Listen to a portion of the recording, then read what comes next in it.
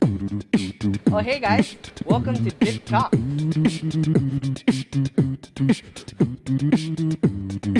So recently, I had a stroke of genius, and I thought I should film myself talking and put it on YouTube. You know, like John. Do you know what they call them? Velociraptors? Vasectomies? Oh, not vasectomies. Okay, vlogs. That's what they call them. They're called vlogs. So after all that brainstorming, what came out was a series that I'm gonna release every couple of weeks called DIPTalks, which is where I sit on my deck, or maybe somewhere else, because the snow's coming soon, Minnesota. But I sit here and I talk to you on topics that I love and you love and everyone loves in a humorous manner. So some of you have told me that I'm kind of funny, and I'm conceited enough to agree and say, heck yeah, I think I'm hilarious. Take this for example. These aren't even my glasses. I found them at the gym. So if you're missing a pair of glasses, I have them.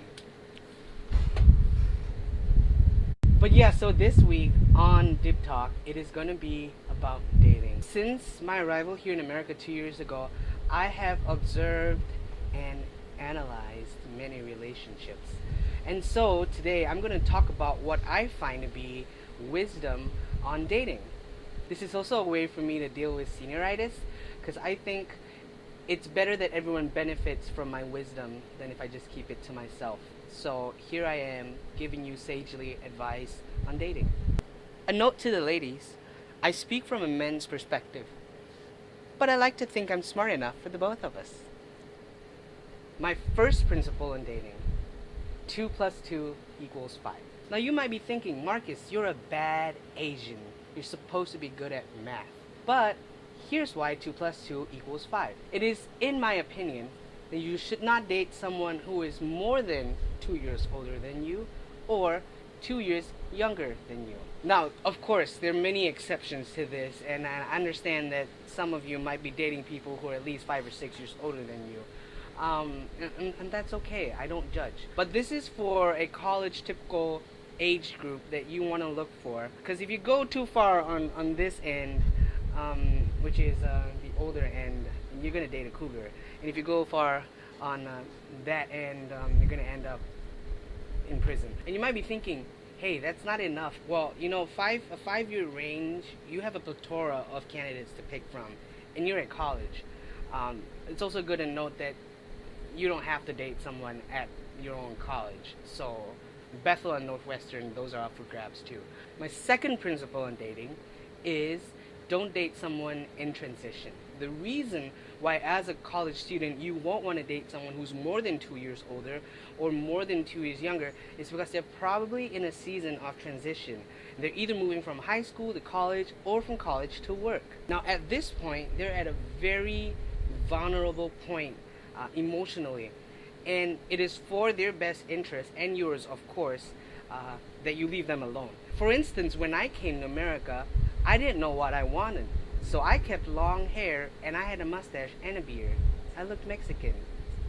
And you know what? It is that way for most people in transition. They're either so enamored by their surroundings or so frightened that they don't really know what they want, and they end up making not really good life choices. So this is the time, for their sake and your sake, you just want to leave them alone. You don't want to date a toddler. Listen to me, you don't need to date a toddler. And my rule on not dating freshmen actually fall in this category as well. Principle number 3, don't date someone who is emotionally dependent on you. Now I know it's very tempting, someone that you know who's quite pretty and someone that you probably had a crush on before, just got out of a relationship. This is your time. That's the window. You need to go in and you need to establish yourself fast before she goes for someone else. It's probably not the best idea. There are a lot of counseling opportunities that are clouded by gray area emotions, aka rebound. When you're counseling someone who's just gotten out of a relationship, they are in a very emotionally vulnerable spot.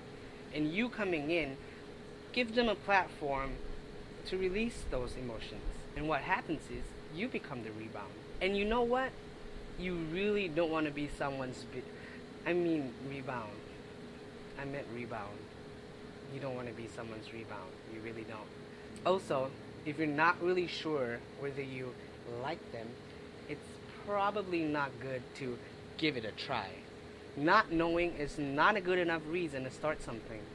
When you have someone whom you like in need, it's probably the best for them to be able to stand up on their own 2 feet before you go in and make them fall for you.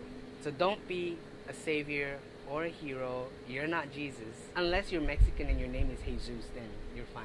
But otherwise, hey, if they're dependent on you, it's probably not the best for you to date them. Principle number 4. It's the God said principle. If I had $1 for every time someone told me God said he, she is the one, I'll be a millionaire. God said he's the one. God said she's... Listen to me. God didn't say it the way you think you heard it. I just said that. No, seriously. I've heard that line used so many times, and I think it's a horrible misuse and even an abuse of that phrase, of God said, that phrase in itself. Listen to me. I should know this. I'm charismatic. You didn't hear it the way God said it. You heard what you wanted to hear. I've seen so many relationships ruined because people acted in that moment on what they felt and then justified it by saying God said. God ain't your conscience. God ain't your personal advisor. God ain't your feel-good button. God ain't your sugar and spice. God is God. So don't take his name and use it in vain. I'm pretty sure you're breaking one of the commandments and Moses is rolling in his grave. Theologically though, Moses doesn't have a grave because God took his bones away. I got you, Dr. Houston. Now, I know some of you might be reacting this way. But Marcus, why do I have to do anything that you tell me to do?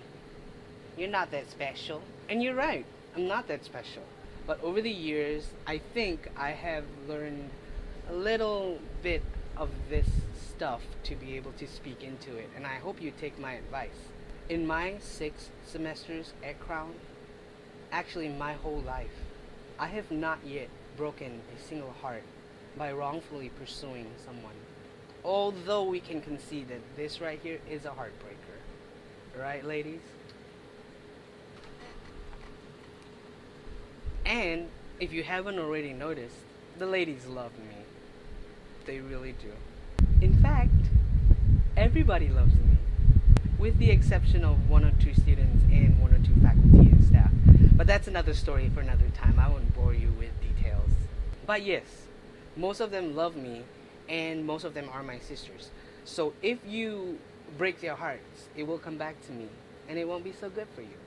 Because let's just say I know a guy, or 2. I know 2 guys. Can make it go really bad for you. So you do want to follow what I have to say after all.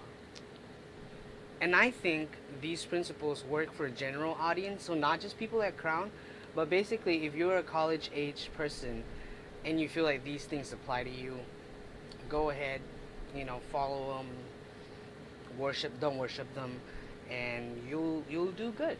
But seriously, narcissism and sarcasm aside, I really do care for you, and I want you to be able to enter into a relationship without any unnecessary baggage. Because we all do carry baggage into our relationships, even if it's just a friendship. And I think it's really important, at least for us, to make sure that on our part, we don't add any additional baggage that probably shouldn't even need to be there. So I've personally practiced these principles. I've had many crushes on a lot of different girls my whole life. In case you didn't know I was straight, I love my women, let's be honest. And so I know exactly what it feels like to have hormones raging inside and just wanting to spend all your time with them and talk to them. But sometimes the wisest choice is the hardest choice. And it also pays off the most, because then you can enjoy a friendship with them when the feelings and emotions that maybe were just stirred up settle down. You can still communicate with them and not feel awkward about it. And that's all the wisdom I have on dating for this episode of DIPTalks. Tune in a couple of weeks and we'll be talking about another thing. God bless. See ya.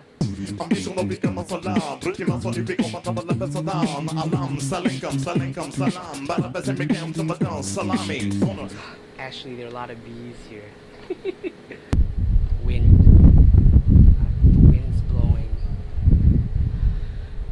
If you blow against the wind, does it counteract what's going on?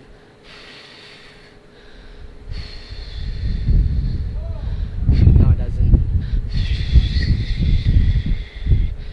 Here's a fun fact about me. I can't whistle. And that's true. I hate myself for it. Every single day. And John is just showing up right now. Okay, the wind's gone. Let's use it. No, seriously. I can't be serious.